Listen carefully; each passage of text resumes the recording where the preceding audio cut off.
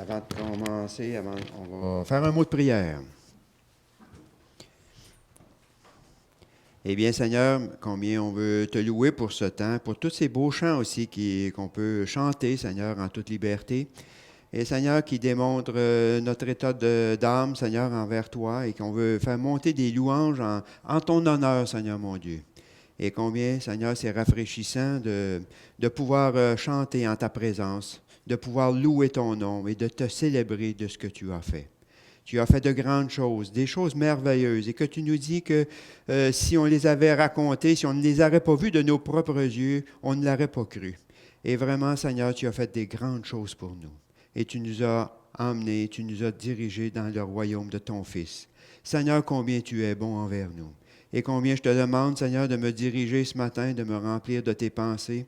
Seigneur, de nous donner un cœur bien disposé à écouter ta parole. Et Seigneur, que ton nom soit loué, mais aussi que tu nous parles à travers ces paroles, que ça ne soit pas simplement des paroles qu'on entend et qui résonnent et qu'après ça, on n'a plus, mais que ce soit des choses qui résonnent, mais qui nous servent aussi pour notre instruction aussi. Seigneur, que ton nom soit glorifié. En ton nom, je te prie. Amen. On va aller dans le gros de la lecture, va se faire dans la Genèse, à partir du verset Genèse, à partir du chapitre 37. On va aller dans l'histoire de Joseph, surtout, c'est une belle histoire que plusieurs connaissent. Et c'est vraiment une belle histoire, surtout parce qu'on connaît la fin. Mais quand on commence à voir les faits et quand on commence à réaliser comment ça s'est passé. Et c'est un peu cela qu'on va regarder ce matin. Et avant, je veux tout simplement faire un rappel du dernier message que j'ai apporté.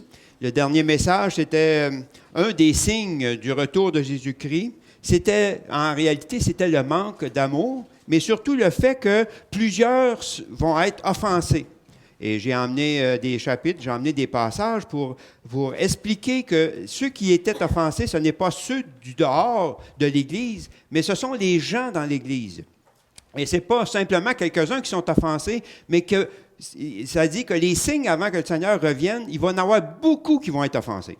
Et ce qu'on peut remarquer de nos jours, c'est que beaucoup de gens sont offensés dans les églises, par toutes sortes de situations, par toutes sortes de choses qui se passent et qui offensent, qui blessent ou qui nous empêchent d'avancer ou qui nous empêchent de demeurer dans l'Église que le Seigneur nous a placés. Et on cherche une Église qui est parfaite parce qu'on a été offensé.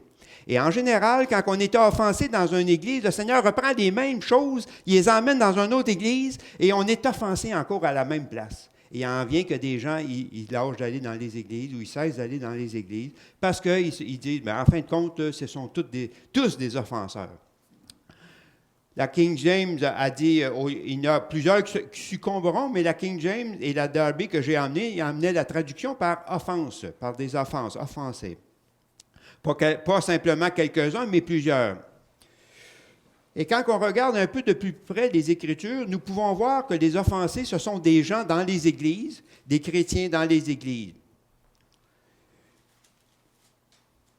C'est pour certifier aussi, pratiquement ou presque certifier, que nous sommes dans le retour de Jésus-Christ, ou dans les temps de la fin, nous sommes à l'approche des derniers événements que le Seigneur nous rappelle qu'il va revenir bientôt.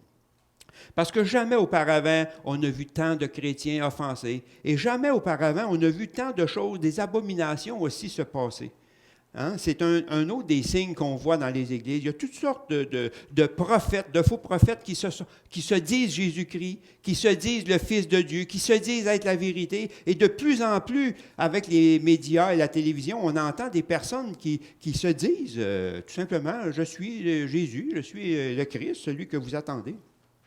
Mais pourtant, le Seigneur nous dit, quand que vous allez entendre ces choses, n'y allez pas, parce que ce sont les choses qui vont arriver avant mon retour. Parce qu'il dit, mais que je revienne, et il dit, tout œil le verra, tout le monde va voir que c'est la vérité et que je suis celui qui est.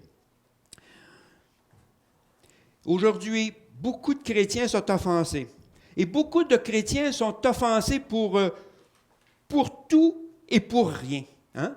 À ce temps, c'est rendu qu'une offense, c'est presque des enfantillages.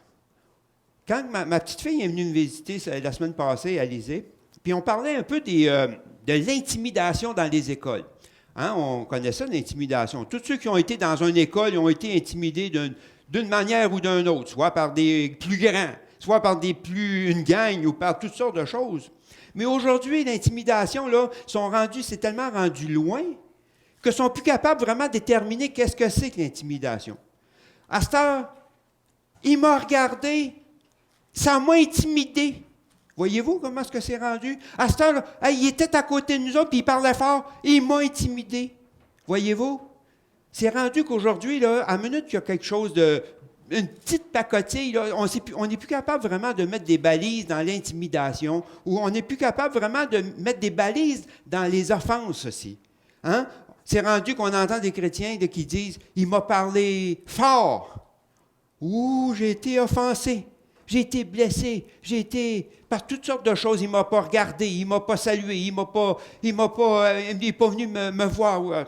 En tout cas, on peut en mettre, c'est la liste est sans fin, parce que c'est des pacotilles ou des enfantillages. Aujourd'hui, on est offensé pour tout et pour rien. Hein? C'est rendu qu'un rien nous offense.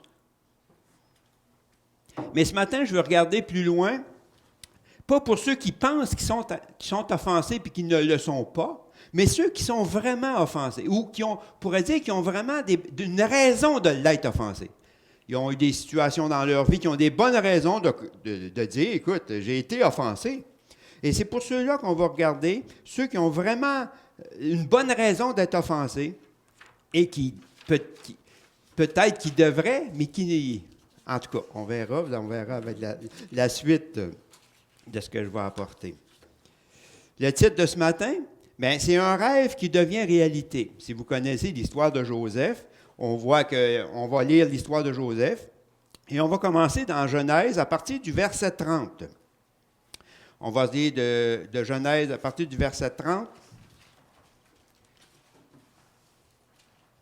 Et quand on lit l'histoire de Joseph, bien, c'est une belle histoire, comme je disais tantôt. Pourquoi? Parce qu'on connaît la fin de l'histoire. On regarde l'histoire de Joseph, puis on va lire tout de suite la fin.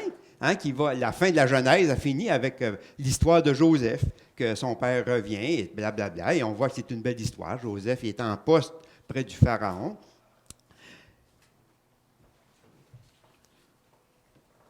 Mais si nous changeons notre manière de voir, notre manière de lire la vie de Joseph, de l'histoire de Joseph, de la lire étape par étape, de la vivre étape par étape, sans penser à la fin de l'histoire, cela va être probablement très différent.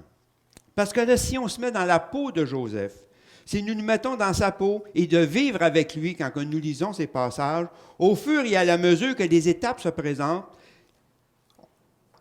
ça ne sera pas vraiment la même chose. C'est la même chose quand on lit bien souvent des biographies d'hommes de Dieu. Hein? On lit la biographie. En général, il y a une bonne fin, parce que ça nous dit qu'il a persévéré, il y a eu beaucoup de fruits. Hein? On aime ça quand Hudson Taylor nous parle, puis qu'il y a eu beaucoup de conversions. Hein? En général, ceux qui écrivent des biographies, ils nous content une belle fin, une fin heureuse. Ça ne veut pas dire que c'est une fin comme ils voulaient, mais c'est une fin qui nous encourage à persévérer. Parce que ce qui nous compte, en général, dans une biographie, c'est qu'il montre tous les temps, comment ça s'est passé, les difficultés, et tout à coup, il y a eu un réveil, et tout à coup, il y a eu des détresses. Ce qu'ils racontent, c'est qu'ils ont vu la main de Dieu dans tout ça. Mais la fin est heureuse parce que Dieu a béni. Mais beaucoup d'hommes de Dieu, beaucoup plus que ce qui est écrit, ont eu des fins qu'on n'aura jamais entendu parler. Qui ont eu des fins dans des détresses, des fins de martyrisés, des fins qui ont été brûlées, des fins qui ont été vraiment traumatisées ou des fins qui ont été vraiment drastiques et souffrantes dans bien des cas.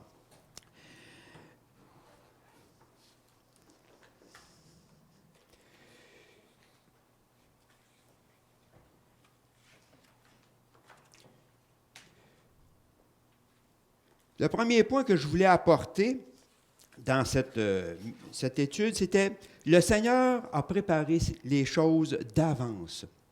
Et j'en ai quelques passages qui nous montrent que le Seigneur a préparé des choses d'avance pour nous, pour son plan, pour son Église et pour chacun de nous. Et si on peut tourner dans Jérémie chapitre 1, au verset 5, si vous voulez, c'est un chapitre qui est quand même très intéressant. C'est le Jérémie, il était choisi pour être prophète, et tout à coup, l'Éternel lui parle, parce que Jérémie ne veut pas vraiment cette responsabilité, en fin de compte, c'était de dire aux gens qui ne sont pas corrects, qui devraient changer de voie et de se repentir, de se tourner vers l'Éternel. Jérémie chapitre 1, au verset 5, ça nous dit, « Avant que je t'eusse formé dans le ventre de ta mère, je te connaissais. Et avant que tu fusses sorti de son sein, je t'avais consacré et je t'avais établi. » Jérémie 1, chapitre 5, si on continue aussi dans Ésaïe 37. Ésaïe 37, à partir du verset 26, si vous voulez. C'est le roi Samchérib qui vient assiéger Jérusalem. Je crois que c'est Jérusalem. Et c'est Ézéchias qui est le roi. Et tout à coup, Ézéchias, il est venu avec son armée, il est venu pour prendre Jérusalem, et tout à coup, Ézéchias, il était dans la ville, et probablement, là, voyant que les choses qui sont en train de se passer, il va consulter l'Éternel par Élie, c'est-à-dire par Isaïe.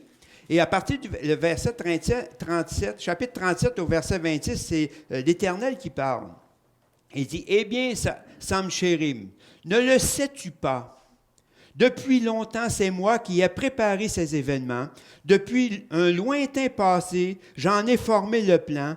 Maintenant, je les réalise. » C'est-à-dire que le roi d'Assyrie, il pensait que c'était lui qui était le boss, puis c'était le roi des rois. Il est venu insulter le Dieu le grand Dieu, le Dieu de l'Éternel, en disant, je m'en viens prendre la ville. Et pourquoi que Dieu l'Éternel viendrait vous délivrer? Regardez les autres dieux, est-ce qu'ils les ont délivrés?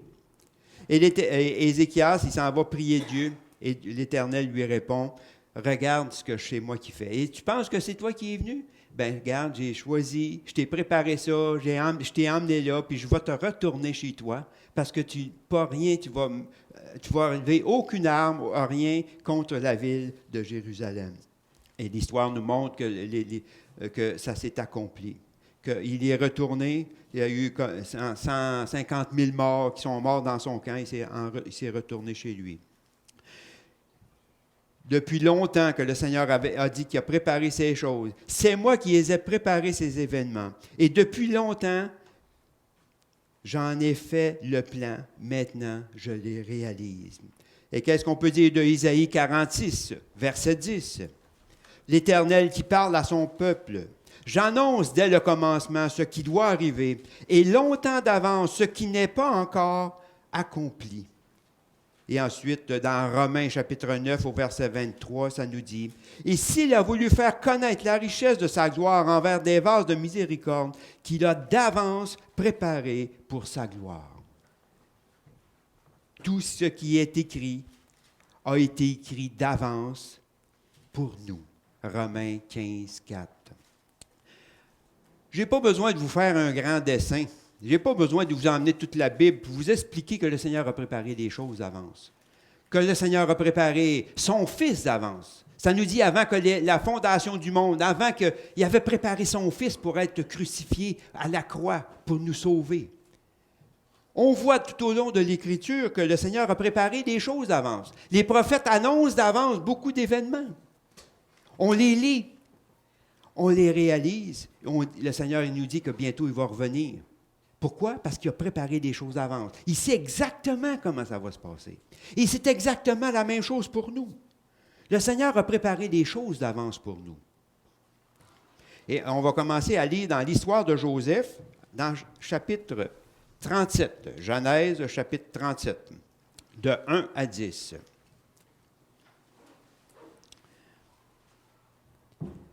Jacob demeura dans le pays de Canaan, où il avait séjourné son père. Voici la postérité de Jacob.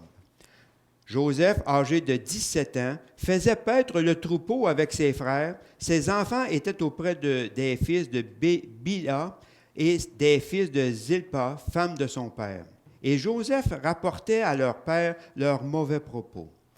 Israël aimait Joseph plus que tous ses autres fils parce qu'il avait eu dans sa vieillesse et il lui fit une tunique de plusieurs couleurs.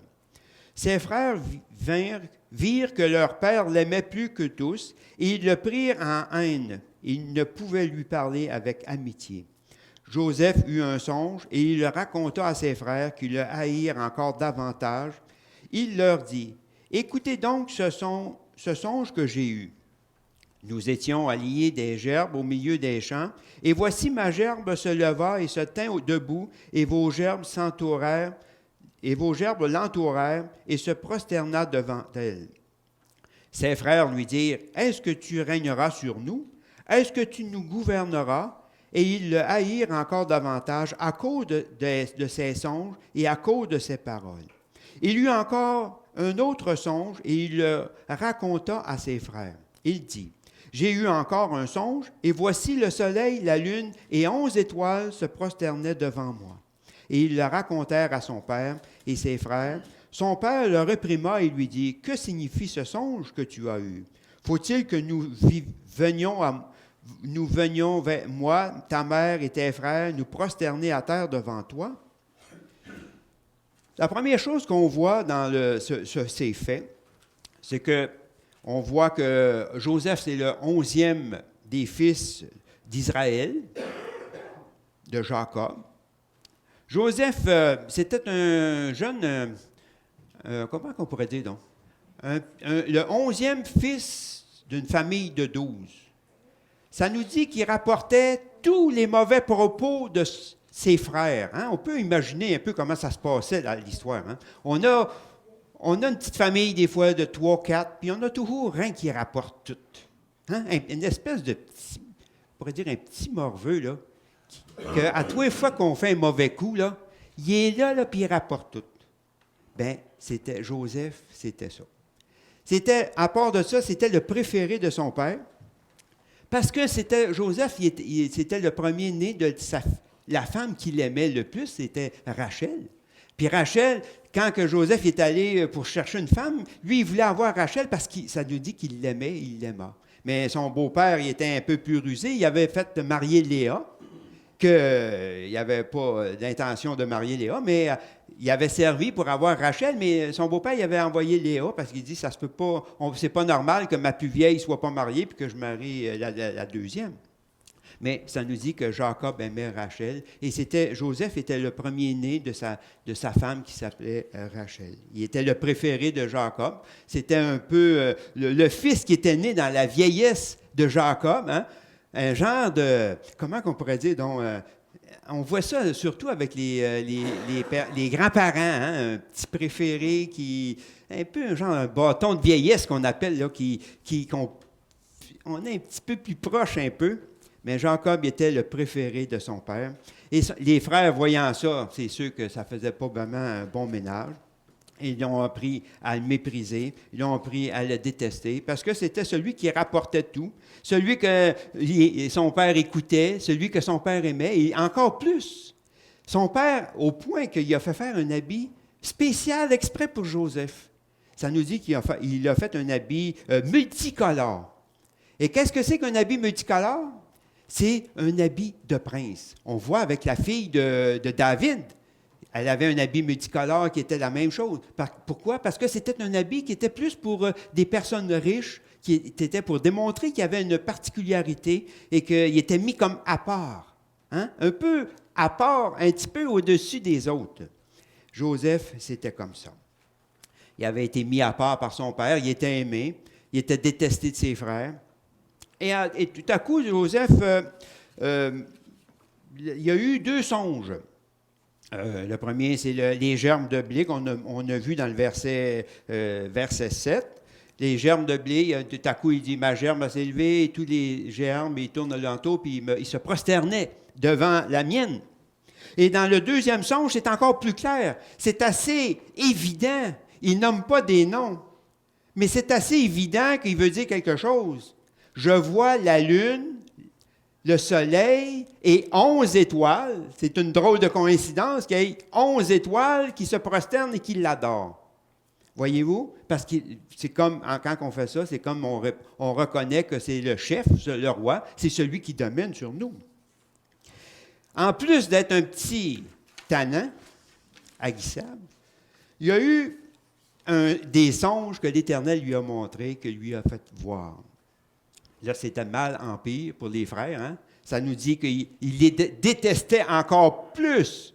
Il y avait de la haine encore plus pour lui. Deuxième point, c'est le rêve qui devient un cauchemar. Si on continue notre lecture dans chapitre 37, à partir du verset 11, qu'on continue, aller jusqu'au verset 27. Ses frères eurent de l'envie contre lui, mais son père garda le souvenir de ces choses. Les frères de Joseph étant allés à Sichem pour faire paître le troupeau de leur père, Israël dit à Joseph, « Tes frères ne font-ils pas paître le troupeau à Sichem? Viens, je veux t'envoyer vers eux. » Et il répondit, « Me voici. » Israël lui dit, « Va, je te prie, et vois si tes frères sont en bonne santé, et si le troupeau est en bon état, et tu m'en rapporteras des nouvelles. » Je vois bien son rôle de rapporteur, voyez-vous. Tu me rapporteras tout ça pour voir si tout va bien. Joseph répondit, « Je cherche... » ensuite, tu m'en rapporteras des nouvelles.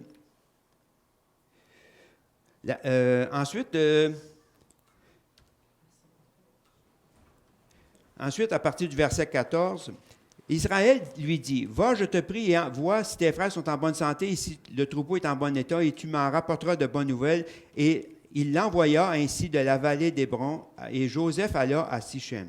Un homme le rencontra comme il errait dans les champs, et il le questionna en disant, « Que cherches-tu? » Joseph répondit, « Je cherche mes frères, dis-moi, je te prie, où ils font paître les troupeaux. » Et l'homme dit, « Ils sont partis d'ici, car je les ai entendus dire, allons à Dothan. » Joseph alla près de ses frères, et il les trouva à Dothan.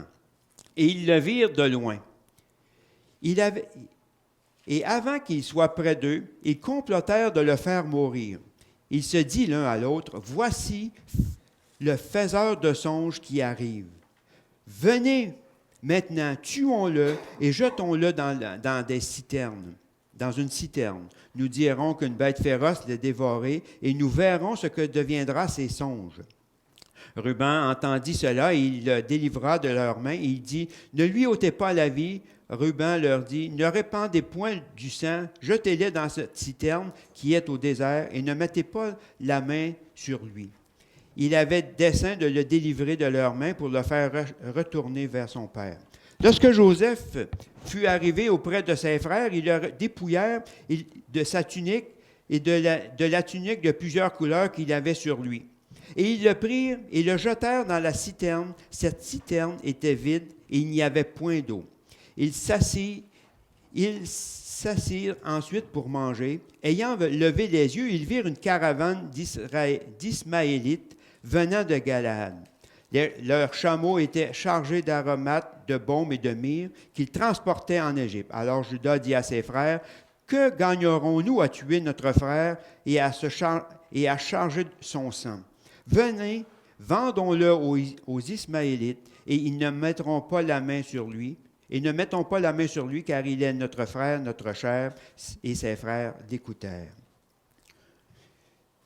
Un rêve qui devient un cauchemar. C'est assez simple. Les frères de Joseph faisaient paître le troupeau, qu'on voit dans le verset 12. Israël envoie Joseph pour prendre de ses nouvelles, verset 13. Il le jette dans la citerne, verset 24. Il le vendit comme esclave, verset 27.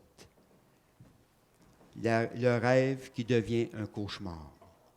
Aujourd'hui, on lit cette histoire, puis on dit qu'il a dépouillé de sa tunique. Ils le vendirent comme un esclave. On ne sait pas trop vraiment qu'est-ce que ça veut dire aujourd'hui, qu'est-ce que ça veut dire quand on était vendu comme un esclave. Pour Israël, à l'époque, combien c'est important d'avoir la généalogie. Hein? On lit les généalogies parce que dans ce temps-là, c'était important d'avoir une lignée. On voit comment c'était important d'avoir un fils aussi. Hein? C'était important la descendance pour savoir où est-ce qu'on devient. Parce que si on n'avait pas notre descendance, on n'était rien. Et quand on a reconstruit la ville dans le temps d'Esdras, on vérifiait toutes les généalogies pour savoir où est-ce qu'ils venaient. Et tous ceux qui n'avaient pas de généalogie, ils étaient retranchés. Parce qu'on voulait être sûr que c'était des descendants d'Abraham, des descendants du peuple d'Israël. On imagine mal aujourd'hui de voir être vendu comme esclave et être privé de tous ses droits. Parce qu'aujourd'hui, on vit, c'est très différent. La seule chose qui pouvait être pire que ça, c'était la mort, simplement. Parce que quand on avait perdu tous nos droits, et surtout après avoir connu les richesses que Joseph avait par son père, bien, tomber comme un esclave, c'était pratiquement tomber comme mort. C'est comme un mort vivant. Il vivait seulement avec l'espérance de mourir. Qu'une personne soit vendue pour esclave, ça devenait être très difficile et très éprouvant et très déprimant parce qu'en réalité, toutes les choses qu'on espérait, toute la vie qu'on espérait de vivre avec notre famille, être héritier de son père, voir les rêves se réaliser aussi de ses songes. Tout devenait comme néant et il était rendu esclave d'un peuple étranger dans un pays étranger. La question qu'on peut se poser ce matin, Dieu aurait-il perdu le contrôle de cette situation? On peut s'imaginer mal les frères de Joseph qui sont à l'encontre du plan de Dieu. On lit cette histoire et on dit, sûrement que ce n'était pas dans le plan de Dieu que les frères de Joseph le vendent. On a un peu de difficulté de voir aussi est-ce que Dieu avait permis ces choses? Est-ce que Dieu était en train d'exécuter son plan à travers les frères de Joseph? On peut s'imaginer aussi de voir que Dieu aurait perdu le contrôle dans le ciel. Ça y est, les frères, j'avais un plan pour Joseph. Moi, mon plan, c'était qu'il soit établi en quelque part avec Pharaon, mais là, ça ne marche plus vraiment. Là, ses frères l'ont vendu comme esclave. Qu'est-ce qu'on va faire? Hein? On peut essayer de s'imaginer. Est-ce que Dieu est en train de réévaluer son plan pour Joseph? Est-ce qu'il est en train de réorganiser un autre plan pour Joseph?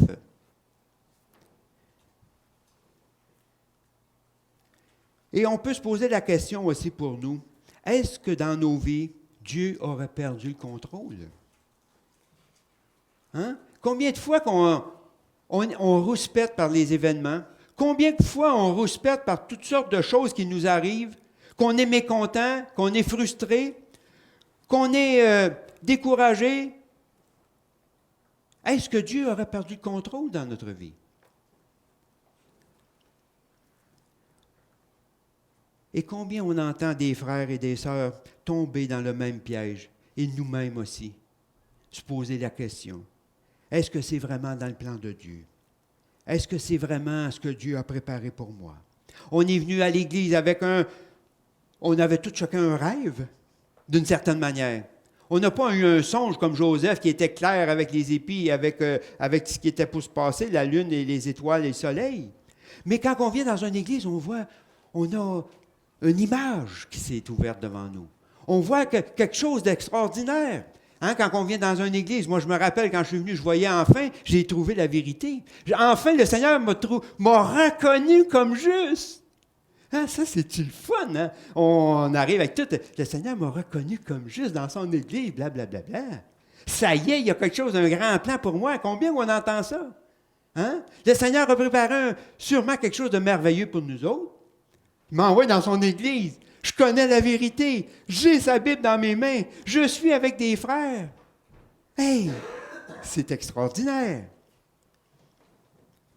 Et tout à coup, on en arrive à un moment donné, c'est qu'on dit ça tourne en rond, ça ne va pas comme on le voudrait. Ça ne serait pas de ce frère-là dans l'église. mais semble que déjà, le Seigneur m'aurait donné beaucoup plus. Ou, mais si ça ne serait pas de ce pasteur-là là, qui est venu, là, mais semble qu'on me l'aurait reconnu mes dons, bien avant. Hein? Ou ça ne serait pas de mon père, ça ne serait pas de ma mère, ça ne serait pas qu'il serait divorcé, ça ne serait pas de ma... Si j'aurais pas été dans cette famille-là quand j'étais jeune, là, c'est sûr que j'aurais eu bien plus que ça.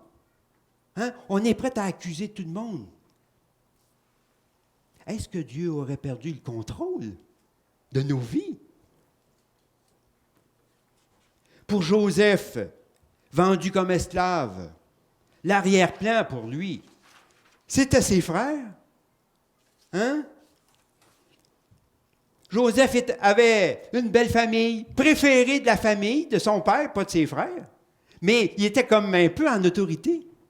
Ça y est, là, il y a un rêve. Ça y est, c'est quelque chose de merveilleux. Le Seigneur m'établit comme, me donne mon héritage, dans le fond, moi, régner comme roi. Et tout à coup, il est vendu comme esclave. Ce n'est sûrement pas venu dans la tête de Joseph,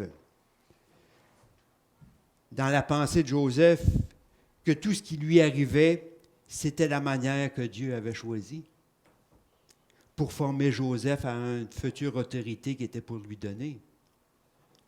Joseph était dans le feu de l'action, hein?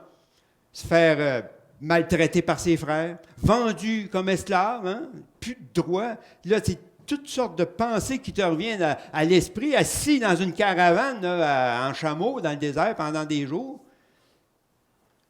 On pense à ce qui est arrivé, à ce qu'on a perdu, à ce que nous étions, à ce que nos frères ont fait. Hein?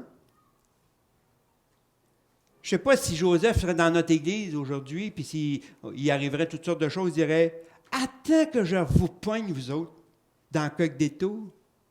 Vous allez voir que, mec, que je sois établi ou qu'il m'arrive tatati patata, une occasion de régler les choses. Hein? On va mettre les pendules à l'heure, hein? Avec mes frères. » On peut se poser la question de toutes les pensées qui roulaient dans la tête de Joseph dans la caravane quand il s'est enlevé sur le côté de l'Égypte. Sûrement que ça ne venait pas à l'esprit que c'était la manière que Dieu avait choisie pour le préparer. Mais ça nous dit que Joseph a appris l'obéissance par la souffrance. Les frères de Joseph ont été des habiles instruments dans les mains de Dieu. Il y a quelque chose qui est intéressant quand on est comme chrétien. On écoute, on parle, on écoute toutes sortes d'affaires. Hein. Il y a toutes sortes d'affaires qui se disent. Hein? Puis nous autres, là, les chrétiens, là, on s'en va au ciel. Hein? Là, on va manger un repas extraordinaire avec Jésus à la table. On va régner avec lui l'éternité. Hey! Mais ce qu'on oublie aussi, quand on est encore ici, parce qu'on n'est pas encore rendu de l'autre côté, c'est que le Seigneur est en train de nous préparer à régner avec Jésus. Nous autres, on voit tout ça, là, on va régner, ça va être le fun. Mais le Seigneur est en train de nous montrer à travers de Joseph, avant de régner, il y a des choses que tu vas apprendre. Il y a des choses qu'on va apprendre à vivre avec mes frères qui nous ont trahis. On a des choses à apprendre à vivre avec nos parents qui nous ont trahis, qui nous ont blessés, des gens qui nous ont blessés. Et le Seigneur est en train de nous former à quelque chose. C'est vrai qu'on va avoir quelque chose de grandiose dans le ciel. Mais le Seigneur, pour avoir quelque chose de grandiose, prépare ses enfants pour quelque chose de grandiose. Joseph a appris l'obéissance par la souffrance. Joseph a sûrement vu à travers ses rêves une confirmation des bénédictions que le Seigneur, l'Éternel, était en train de lui accorder. C'est sûr qu'il avait vu une confirmation. On ne peut pas avoir un rêve de même puis dire, écoute, c'est évident que le Seigneur me confirme quelque chose. Dans la vie chrétienne, c'est évident que le Seigneur nous confirme quelque chose, qu'on va régner avec Jésus-Christ pour l'éternité. Mais il n'avait pas encore appris, Joseph, que pour recevoir une grande bénédiction de la part de Dieu, n'est pas pour être à part, mais pour être au service des autres. Rien ni personne nous séparera de la volonté de Dieu. les choses qu'il a préparées d'avance pour nous. Dans Romains chapitre 8, au verset 35, il dit, « Qui nous séparera de l'amour de Dieu? » Des tribulations? Un frère qui est dans l'Église? Mon épouse? Mon mari? Qui va me séparer de l'amour de Dieu? Un enfant? Qui va me séparer de l'amour de Dieu? Dieu est en train de nous former, chacun de nous. Dans Deutéronome, chapitre 8, au verset 2, si vous voulez tourner avec moi, c'est l'Éternel qui parle dans la bouche de, je crois que c'est de Moïse, je crois, dans Deutéronome. Et qu'est-ce qu'il dit? « Souviens-toi de tout le chemin que l'Éternel, ton Dieu, t'a fait faire pendant ces 40 années dans le désert, afin de t'humilier et de t'éprouver, pour savoir quelles étaient les disponibilités de ton cœur, les dispositions de ton cœur, et si tu garderais ou non ses commandements. » Et pour nous, Juges, chapitre 3, chapitre 3, verset 24. À partir du 23, à partir du verset, chapitre 2, à partir du verset 20. Excusez, je me suis trompé. À partir du verset 21. « Je ne chasserai plus devant eux aucun des nations que Josué laissa quand il mourut. C'est ainsi que je mettrai par elle Israël à l'épreuve pour savoir s'ils prendront garde ou non de suivre la voie de l'Éternel, comme leurs pères y ont pris garde.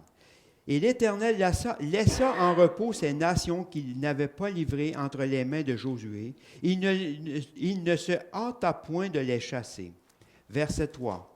Chapitre 3. « Voici les nations que l'Éternel laissa pour éprouver par elles Israël, tous ceux qui n'avaient pas connu toutes les guerres de Canaan. » Chapitre 3, verset 4, ça nous dit, « Ces nations servirent à mettre Israël à l'épreuve, afin que l'Éternel sache s'il obéirait aux commandements qu'il avait prescrits à leur père par Moïse. » Le Seigneur avait laissé des nations pour mettre à l'épreuve son peuple. Le Seigneur met les personnes près de nous, les situations près de nous, pour voir comment on réagit. Comment on réagit avec les choses.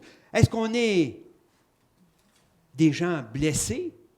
Est-ce que nous sommes offensés? Parce que Dieu a préparé ces choses d'avance pour nous.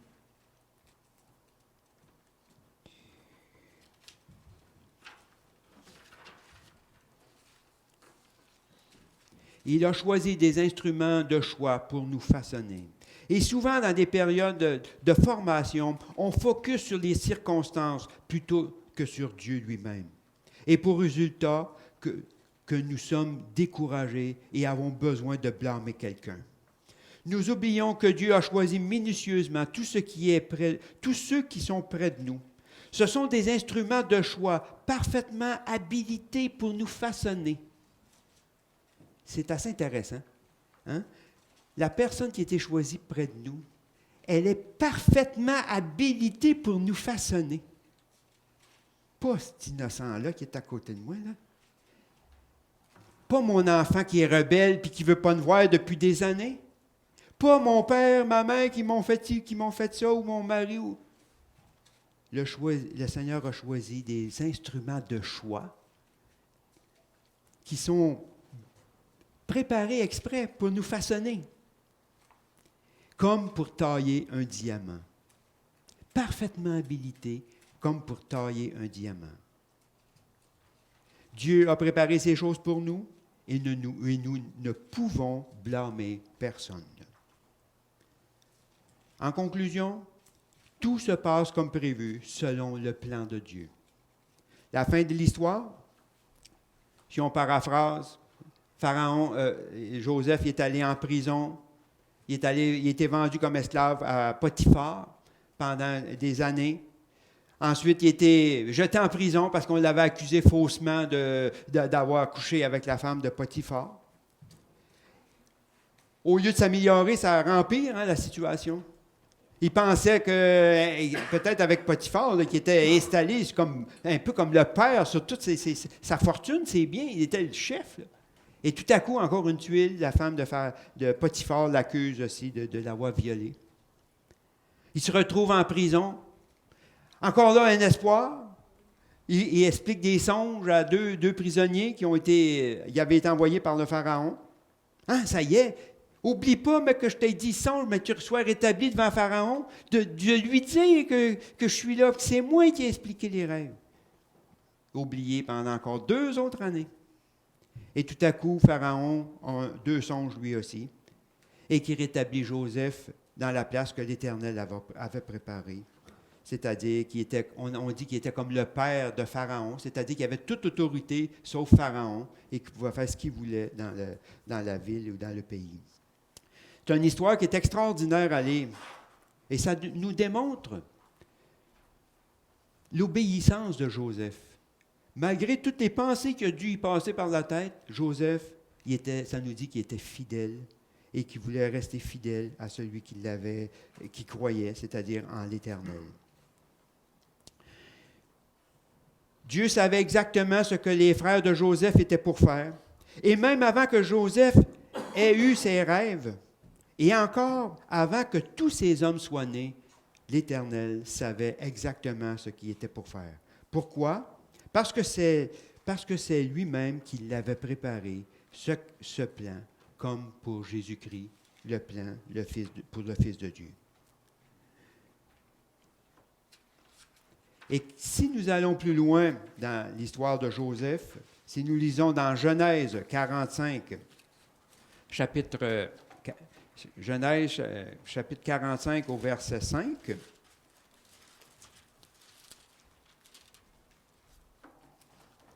à 8. « Maintenant, ne vous affligez pas et ne soyez pas fâchés de m'avoir vendu pour être conduit ici, car c'est pour vous sauver la vie que Dieu m'a envoyé devant vous.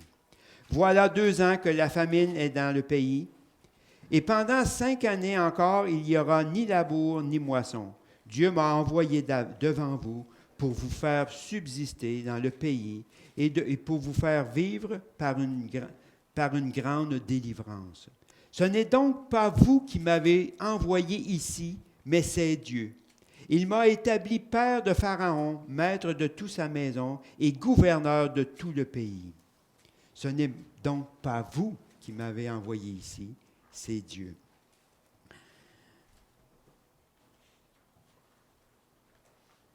La question, qui a envoyé Joseph, ses frères ou Dieu? Joseph, il dit, ce n'est pas vous qui m'avez envoyé.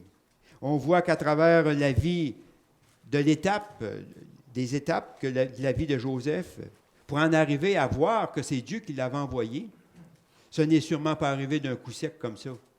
C'est après coup qu'il voit que Dieu l'avait envoyé. Mais pendant la période, on ne connaît pas tout le combat de Joseph. Ce n'est pas vous qui m'avez envoyé, mais Dieu. Ce que Dieu a commencé avec nous, aucun mortel ou démon peut remplacer le plan de Dieu pour nos vies. Si nous demeurons dans cette vérité, nous demeurons libres. Il y a juste une personne qui peut nous empêcher ou nous tenir en dehors de cette volonté de Dieu, et c'est nous-mêmes. Si nous restons libres de l'offense, nous restons dans la bonne volonté de Dieu. Si nous devenons offensés, nous demeurons captifs de notre ennemi et il nous garde sous son autorité. À nous de choisir. Dans 1 Corinthiens 15, 10, 1 Corinthiens 10, au verset 13, ça nous dit « Aucune tentation ne vous est survenue qui n'ait été humaine, et Dieu qui est fidèle ne permettra pas que vous soyez tentés au-delà de vos forces. Mais avec la tentation, il prépare aussi le moyen d'en sortir, afin que vous puissiez la supporter. » Il prépare aussi le moyen d'en sortir. Ça ne dit pas qu'il prépare le moyen d'y échapper. Mais il nous dit que quand il va envoyer ça, il va vous donner aussi le moyen d'en sortir. Pas pour essayer de s'esquiver pour passer à côté. Puisse le Seigneur bénir sa parole et nous donner que son plan, c'est lui qui a préparé les choses pour nous. Si on est offensé, on a besoin de se repentir et de demander pardon. Parce que l'offense, c'est contre Dieu qu'on l'a. Parce que Dieu a préparé ces choses pour nous d'avance. Que le Seigneur bénisse sa parole.